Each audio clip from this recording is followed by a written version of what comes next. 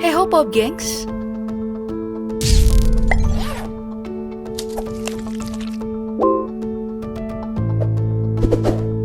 18 Maret 2022 kemarin, untuk pertama kalinya, Rusia menggunakan rudal hypersonic mereka untuk menyerang Ukraina sejak operasi militer yang dilancarkan Februari lalu. Hal tersebut tentu terdengar menakutkan karena daya hancur rudal hypersonic disinyalir mampu meluluh lantahkan satu kota dengan hulu ledak nuklir.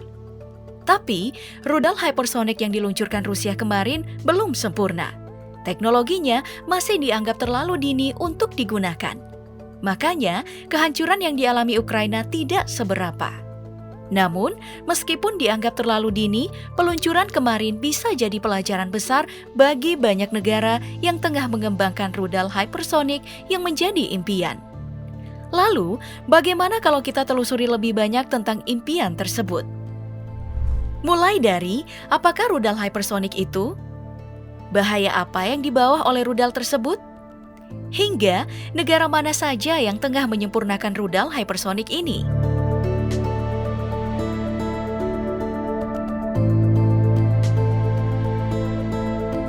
Mari kita mulai dari kata hypersonic atau hypersonic dulu. Secara pengertian, hypersonic adalah sebuah keterangan kecepatan.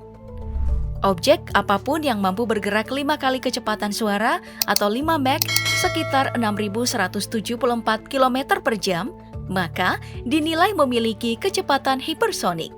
Nah, dulunya kecepatan hypersonic dalam persenjataan militer dunia hanya dimiliki oleh ICBM alias rudal kendali balistik antar benua yang ditembakkan melewati atmosfer lalu kembali ke bumi dengan kecepatan tinggi. Sekarang, penelitian tentang kecepatan hypersonic ini dipermantap.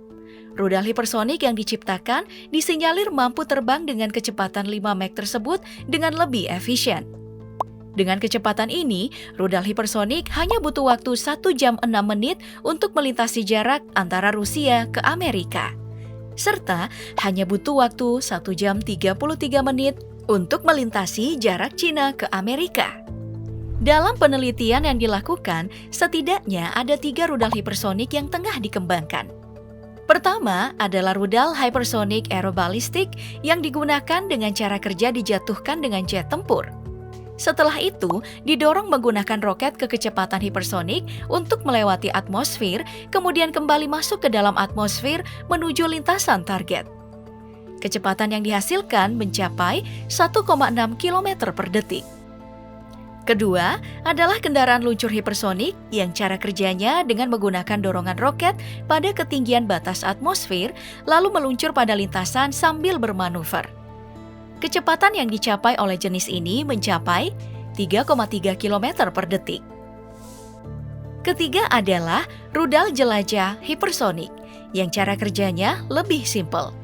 Untuk sampai di kecepatan hypersonic, rudal balistik jelajah hanya memerlukan dorongan roket langsung. Setelah itu, kecepatan akan dipertahankan oleh mesin yang bernama scramjet sambil terus mengikuti lintasan. Roket yang digunakan dalam dorongan pertama pun terbilang lebih kecil. Makanya, rudal jelajah bisa ditembakkan dari manapun, mulai dari pangkalan militer hingga di kapal selam. Fleksibilitas yang dimiliki rudal jelajah hypersonic ini menempatkannya sebagai primadona. Apalagi kecepatannya mencapai 4,9 km per detik.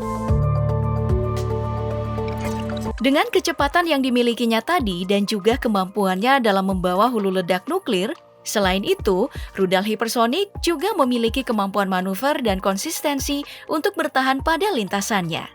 Maka wajar jika pengembangan rudal hypersonic jadi primadona dalam dunia militer di masa depan. Namun, yang namanya dunia militer tentu membawa ancaman baru bagi stabilitas dunia. Bisa saja, rudal hypersonic menjadi pembalik keadaan dalam sebuah perang. Dari klaim kemampuannya, rudal hypersonic dengan hulu ledak non-nuklir bisa menghancurkan target-target penting seperti kapal induk. Nah, kehilangan aset seperti kapal induk tentu bukan hal yang mudah untuk diperbaiki dalam keadaan perang. Jika hulu ledak non-nuklir saja bisa menghancurkan kapal induk, bayangkan apa yang bisa dilakukan oleh rudal balistik dengan hulu ledak nuklir. Ya, mungkin saja scene yang ada dalam film G.I. Joe bakal terjadi. Ancaman mengerikan tersebut tentu membuat negara-negara kuat mulai bergerak untuk mencari penangkal dari rudal hipersonik. Contohnya saja, Amerika yang tengah membangun satelit deteksi militer untuk mengetahui pergerakan rudal di atas atmosfer. Selain itu, negeri Paman Sam juga melakukan kerjasama erat ulang dengan sekutu yang disinyalir memiliki akses terhadap rudal hipersonik. Namun, pendekatan ini tentu saja mendapat biaya yang mahal dan juga lama. Bayangkan berapa banyak satelit yang akan diluncurkan untuk bisa mendeteksi tiap objek yang keluar masuk dalam atmosfer. Sebagai sebuah langkah pertahanan lainnya, beberapa negara juga menganut kata-kata bijak dari Sun Tzu, sang ahli perang dunia. Salah satunya adalah, di tengah kekacauan juga ada kesempatan.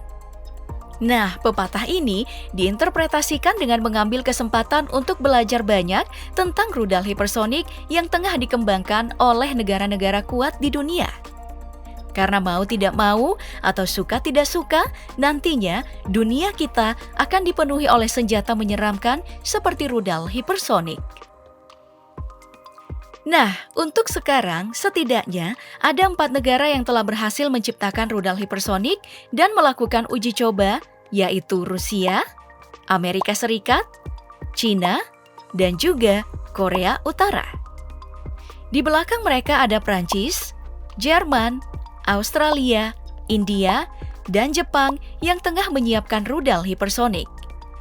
Di belakangnya lagi ada Iran, Israel, dan Korea Selatan yang tengah meneliti dasar-dasar dari teknologi rudal hipersonik. Ada yang bertanya, di mana Indonesia?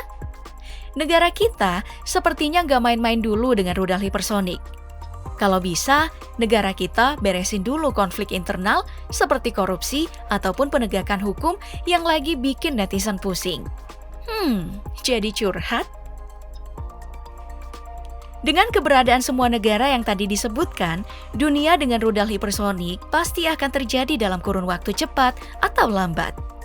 Nah, jika dunia tersebut nantinya betulan terjadi, tentu langkah antisipatif harus terus dilakukan. Menurut Cameron Tracy, yang merupakan pakar pengendalian senjata di Universitas Stanford Amerika, rudal hipersonik harus masuk dalam negosiasi pengendalian senjata nuklir untuk meredam penggunaannya. Sayangnya, hal tersebut sepertinya akan sulit terjadi, karena Korea Utara dan Cina pernah secara mentah-mentah menolak negosiasi yang bernada sama, karena merasa akan dikendalikan oleh Amerika. Membicarakan semua kelebihan dari rudal hypersonik atau hipersonik dan berapa berharganya barang ini untuk negara-negara kuat, bukan berarti rudal hipersonik tidak punya kekurangan.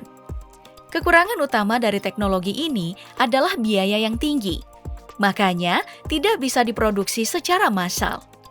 Kekurangan lainnya adalah pengendaliannya sulit untuk dioperasikan, yang dibuktikan pada konflik Ukraina dan juga Rusia. Walaupun Rusia sudah pakai rudal hipersonik, tapi hingga sekarang Rusia belum memenangkan perang. Jadi bisa dibilang rudal hipersonik masih jauh dari kata sempurna. Nah, kalau ditanya tentang kebutuhan Indonesia, apa yang harus dilakukan Indonesia dengan isu rudal hipersonik ini? Sebutkan pendapat kamu di kolom komentar dan sampai jumpa di video berikutnya.